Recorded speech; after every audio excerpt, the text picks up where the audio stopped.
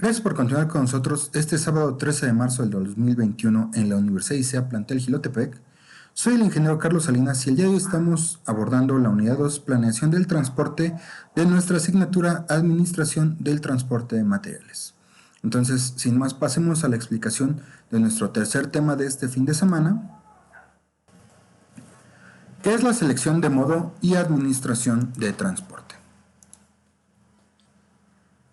Y dice: en el sentido obvio, el modelo o modo tiene que ver con la determinación de un plan de costo mínimo para transportar una mercancía desde varias fuentes, por ejemplo fábricas, a varios destinos, por ejemplo almacenes o bodegas. El modelo se puede extender de manera directa para abarcar situaciones prácticas de las áreas de control del inventario, programación del empleo y asignación de personal, entre otros. Entonces, esta forma de programar pues tiene otras aplicaciones dentro de la empresa y suelen considerarse como unas filosofías de trabajo dentro de la logística. Dice aquí que la tarea del consignatario con las compañías de transporte es un aspecto muy importante para conducir una operación logística sin problemas.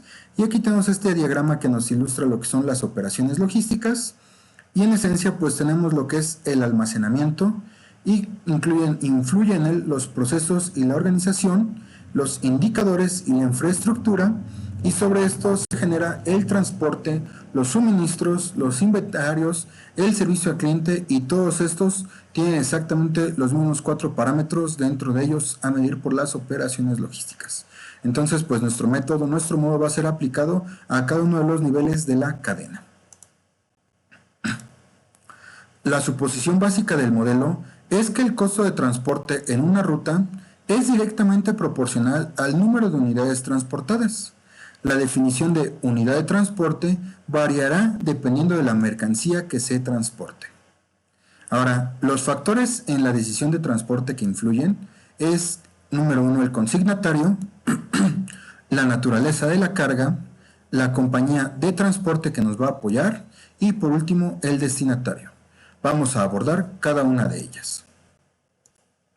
El consignatario es quien hace los arreglos del transporte y obviamente tiene mucho que decir acerca de cómo debe hacerse. En términos legales, el consignatorio suelen ser empresas sobre las cuales recae la responsabilidad de transportar materiales o con quien firman convenios las empresas para transportar materiales. Aún así, sus opciones están limitadas por la carga, la compañía de transporte y el destinatario.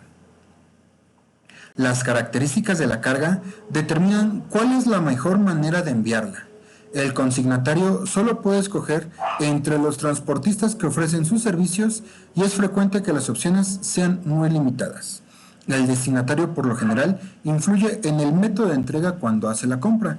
Entonces, en esencia, en resumen, el consignatario lo que va a hacer es unir estos factores y poder llevar a cabo la transportación. Ahora bien, la naturaleza de la carga se clasifica de acuerdo con las características de la mercancía, según su composición, peso, tamaño y la duración del producto en descomponerse. Más adelante vamos a hablar sobre estas. Después hablemos de la compañía de transporte, que en esencia todas deben de ofrecer el seguro de transportes de carga, que da protección a todo tipo de cuando estos son transportados desde y hasta cualquier parte del mundo.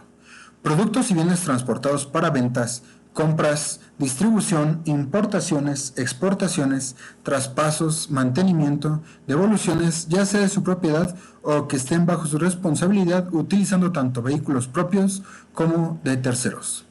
Aquí algunas compañías de transporte, si bien tienen su propia flota, también es común que arrienden o utilicen vehículos de otras personas para hacer los movimientos. Y aquí un ejemplo en Jilotepec pues es Trooper, que tiene la consignación del transporte a segundos o terceros, ¿no? No solamente él se encarga de transportar. Y por último, el destinatario va a ser la persona a quien va dirigida o destinada a alguna cosa. Ahora bien, regresemos un poco antes de seguir con nuestra explicación. Y aquí decíamos que las limitaciones para el consignatorio es por la carga, ¿no? Dice que solo puede escoger a los transportistas que ofrecen sus servicios y es frecuente que las opciones sean muy limitadas. Por ejemplo, aquí en México, si bien ya vimos que casi todo se realiza a través de transportación terrestre, No todas las empresas, por dar un ejemplo, cuentan con servicios de Thermo King, que son estas cajas gigantes de refrigeración para mover carnes, ¿no? Entonces, nuestra opción se va a reducir solamente a aquellas empresas que cuenten con las cajas Thermo King para poder mover productos perecederos, ¿no? O imagínense cargas con exceso de dimensiones, pues no todas las empresas van a tener los tractores con las camas bajas para poder hacer estos arrastres, ¿no? Entonces, como verán, aunque aparentemente existe un gran mercado para esto, se reduce mucho dependiendo de las características de la carga que se va a enviar. Ahora, sigamos con nuestra explicación y hablemos concretamente de las características de la carga. Estas características son 4. La primera de ellas es el tamaño de la carga y nos habla de lo que son sus dimensiones y el volumen, ¿no? Pues este tamaño va a limitar las capacidades de los vehículos para ser utilizados, ¿no? Mientras que podemos utilizar vehículos pequeños para transportar mercancía pequeña, una gran cantidad de ella, generalmente la mercancía de gran tamaño requiere vehículos especializados que no todas las empresas van a poseer. Ojo, solo nos está hablando de dimensiones o volumen, no nos está hablando del peso. Esa es la característica número 2, ¿no? ¿Cuál es el peso absoluto de la carga? ¿No? ¿Por qué? Porque podrá haber objetos sumamente grandes, con un volumen muy grande, pero con un peso muy reducido. Por ejemplo, el unicel, ¿no? Y si han visto ustedes las camionetas que transportan las planchas de unicel, pues son camionetas relativamente pequeñas que transportan grandes volúmenes, pero el peso es reducido, es decir, jalan hasta menos de 1 tonelada. En cambio, para transportar varillas de acero, pues tienen que utilizar forzosamente plataformas muy grandes donde el volumen es reducido, pero el peso es sumamente alto. Nuestra tercera característica, es la densidad, que es una relación que nos relaciona el peso y el tamaño de la carga de una manera junta, ¿no? Esta es una propiedad física de la materia. Y por último, la facilidad de estiba. Y esto quiere decir que el tamaño, peso y densidad van a complicar o afectar la facilidad de estiba. Una pieza grande y muy pesada es más difícil de estibar que unas cuantas piezas de tamaño moderado. Puede que muchas piezas livianas sean más fáciles de manejar, pero se necesita mucho más tiempo para estibar. Todo esto de la estiba va en consideración ya de lo que es el empaquetamiento del producto. Si estábamos acostumbrados a la industria, pues la estiba se genera o se realiza, usualmente en tarimas emplayadas, que además pueden ser apiladas unas sobre otras, ¿no? Esto para productos de pequeños a medianos, pero para cosas muy grandes, por ejemplo motores, es imposible estibar uno sobre otro, ¿no? Forzosamente tendrán que ocupar una dimensión longitudinal y no volumétrica en el caso de las cajas, ¿no? Entonces, pues estas son las características de la carga que se tienen en cuenta al momento de planificar el transporte. Por último, tenemos otros tipos de mercancías como lo es la peligrosa, que son materias o objetos que presentan riesgo para la salud, para la seguridad o que pueden producir daños en el medio ambiente, en las propiedades o las personas. El término de mercancía peligrosa se utiliza en el ámbito del transporte, en ámbito de seguridad para la salud o etiquetado se utiliza el término de sustancia o preparado peligroso. Otro tipo de mercancía es la que quiere requerimiento para servicio especial. Alguna carga tiene necesidades especiales, así como problemas. El cuero es mojado con una solución que es difícil de manejar y ligeramente tóxica y los contenedores pueden gotear, ¿no? Este es un ejemplo. Otros requerimientos para servicio especial, pues decíamos todos aquellos productos que tienen que ser refrigerados, aquellos productos que no deben ser agitados en su transportación, es decir, todos esos son servicios especiales que generan problemas, ¿no? Y las empresas deben de solucionar. Después tenemos el concepto del manejo, y dice que la carga de contenedores es fácil de manejar.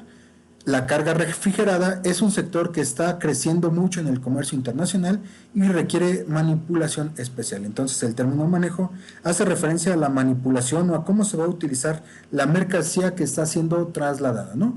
Por ejemplo, el manejo de vehículos es diferente al manejo de medicamentos o al manejo de animales vivos. Y por último, la responsabilidad es la posibilidad y el costo de la carga se pierda o se dañe. Hablábamos hace rato que todas las empresas de transportación cuentan con seguros de transporte y los cuales van a variar dependiendo del tipo de carga que se esté manejando. Dice aquí que alguna carga es más susceptible a ser robada o fácilmente dañada. Los aparatos electrónicos y la fruta son sumamente delicados y otros como el papel de desperdicio pueden no representar ningún problema. Sin embargo, pues también suelen estar asegurados al momento de su transportación. Si se acuerdan, hace algunos meses ya o años, aquí en el estado vecino de Hidalgo, en Huichapan, en Opala, pues descarrilaron un tren para poder robar toda su mercancía, ¿no? Entonces, pues esta responsabilidad de transportación viene generalmente cubierta por los seguros de transporte. Y bueno, dejamos hasta aquí este video referente a todo lo que fue la transportación. Cualquier duda estoy a su disposición. Cuídense mucho. Saludos y no se les olvide darle like a nuestro video.